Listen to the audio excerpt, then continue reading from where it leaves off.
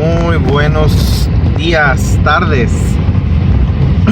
En la página, canal del psicólogo René Higuera, pues soy yo. Y quisiera hablar de un tema breve pero muy importante, porque mi finalidad de este canal es hablar más sobre lo que es mi trabajo como psicólogo. Pues también soy maestro de universidad, sobre todo de carreras de psicología o afines a la psicología.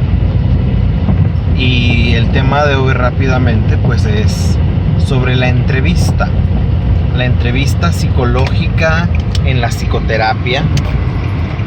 Y fíjate, existen las preguntas o la entrevista estandarizada y también la informal o no estandarizada.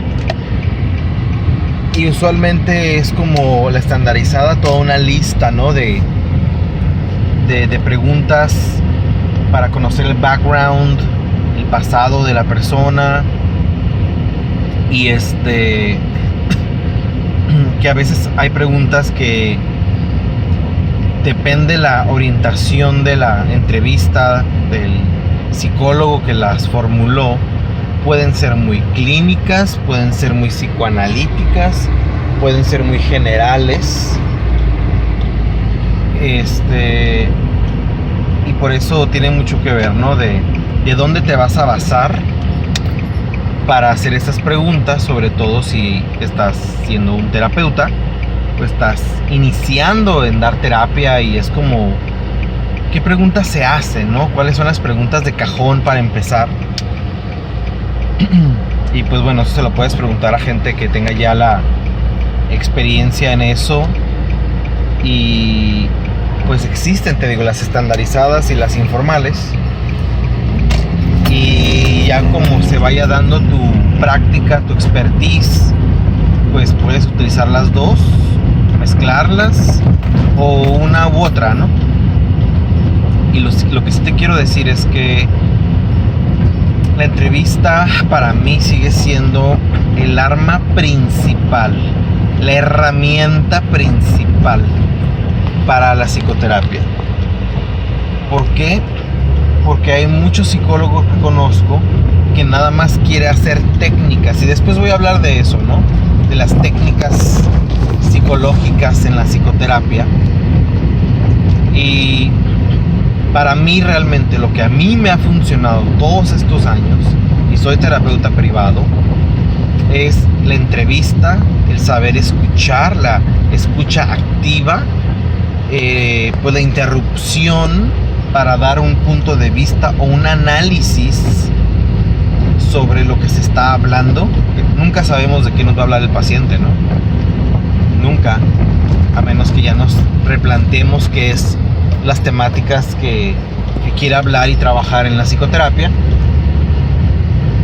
Y por eso es muy importante que sepas escuchar, sepas preguntar, sepas interrumpir en el buen sentido, sepas agregar, reforzar positiva, negativamente algo que el paciente está comentando.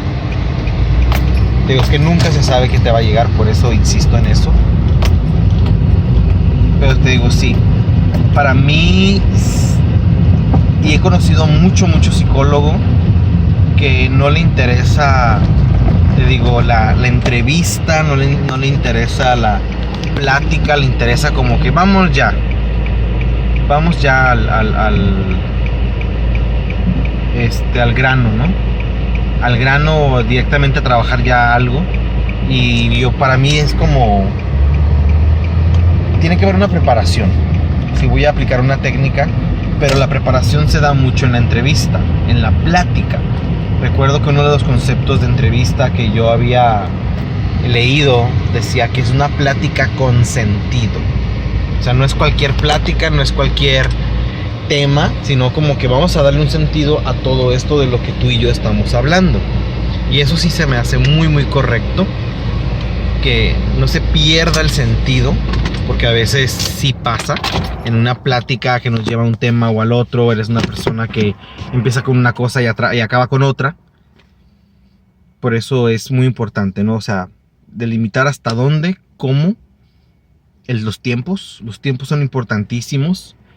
Y así como yo he tenido, por ejemplo, hace ratito tuve un chico que lo tuve 2 horas la sesión, porque para mí es muy importante que en 1 hora no se puede hacer mucho. 2 horas, y él necesitaba mucho porque él me dijo: te quiero adelantar la sesión de los que nos íbamos a ver después, porque ya necesito esto sacarlo.